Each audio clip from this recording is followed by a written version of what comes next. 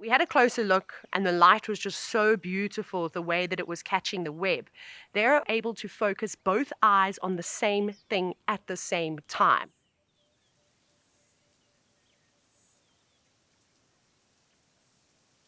My name is Taylor McCurdy, and I'm very excited to be sitting on this couch and out of the rain.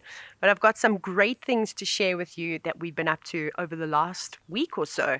Obviously, we did have some gaps in between the rain, but it's been quite restricting as to where we can and can't drive. And we've made the most of it. So we've done quite a bit of things around the lodge, but there's a few things I want to recap on when we've been out in the field. It was so great to see some animals as we were driving out on the reserve, and something caught my attention. In the distance, there was a fairly young giraffe standing all by itself, but it was performing quite an interesting behavior. The first thing I noticed is that it had its head pointed to the sky and it looked like it was chewing something. Now, if you ever see a giraffe doing that, stop, switch off the car, pick up your binoculars, and have a look, because there is a good chance that it's performing something called osteophagy.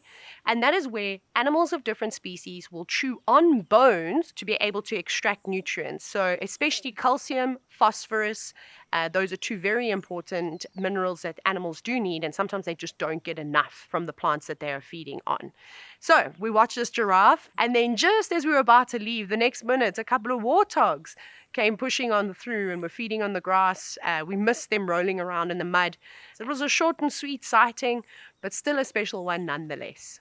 In that same setting, just as we were leaving, we sort of turned and had a look to our left, and we saw a couple of different bird species. There were a few yellow-fronted canaries flying around, but there was one bird that decided to stay put, and it was a white-fronted bee-eater. We've been seeing so many little bee-eaters. We've been seeing plenty of European bee-eaters soaring above us, but it's the first time that I've seen a white-fronted bee-eater here. So it happily sat on the branch. It flew up and down a couple of times, grabbing insects in the air, but just a great one to see. And I'm actually quite sad I didn't make a bird list while I've been here, because I think we would have hit quite a high number. Once again, Gert almost lost his teeth because I slammed on brakes. We haven't been seeing very many spider species. In fact, I've only seen 3 since I've been here. But I saw an enormous one on a big web, and it was a female garden orb web spider. They have really interesting abdomens. It almost looks like little serrations around the outside, and they've got black and yellow coloration. So we had a closer look, and the light was just so beautiful the way that it was catching the web. And she was feeding on a butterfly. So the butterfly was a brown veined white, which there are plenty of at the moment. So depending on the spider species, some will actually use their venom, and they'll bite an insect species, for an example. And then what that does is it liquidates the insides and they're able to suck it out. There are some spider species, however, that have got a slightly different mouth parts, chelicerae, if you will, and they can actually eat their prey that side, but not in the case of the garden orb web spider. So we watched it for ages, and she had her fill and then carried on with the rest of her day. On Monday, we had to move from 57 Waterberg all the way to Nungubani. It's not actually that far of a drive, but we'll get into that in a moment. But Gert and I were packing our bags and just moving them. And as I was coming down the walkway, I spotted a snake, which I was very excited. It was a vine snake. Now, firstly, vine snakes literally look like bark. It's incredible. They're grey, they've got these mottled browns and blacks on them in different types of patterns. So they have actually got horizontal pupils, these little slits.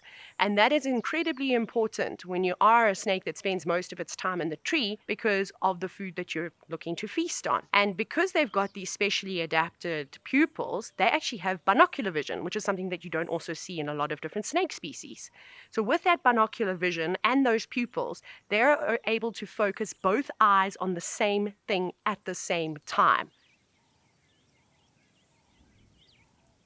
We've been seeing so many different frog species, but it's been quite difficult to catch them. Every time we've tried to film them at nighttime, they see us and they move in the complete opposite direction. But anyways, it's been great to see so many different tadpoles moving around, although the puddles of water have started drying up. But I think they're quite happy now because we have had such a huge downpour that it has filled back up some of those little natural pans. Sadly, my time at 57 Waterberg and Valgefontein Game Reserve has come to an end, but it has been so special to explore this reserve, as green as it is, and with all the secret life that lives below the undergrowth. It's been truly amazing. I have seen so many different plant species as well as various animal species. I hope I get to come back here in the near future once again. But of course, everybody has hosted us and welcomed us with open arms, and it's so great, it's so special. I actually don't even have the words, but all I can say is thank you very much, and I hope to see you all again soon.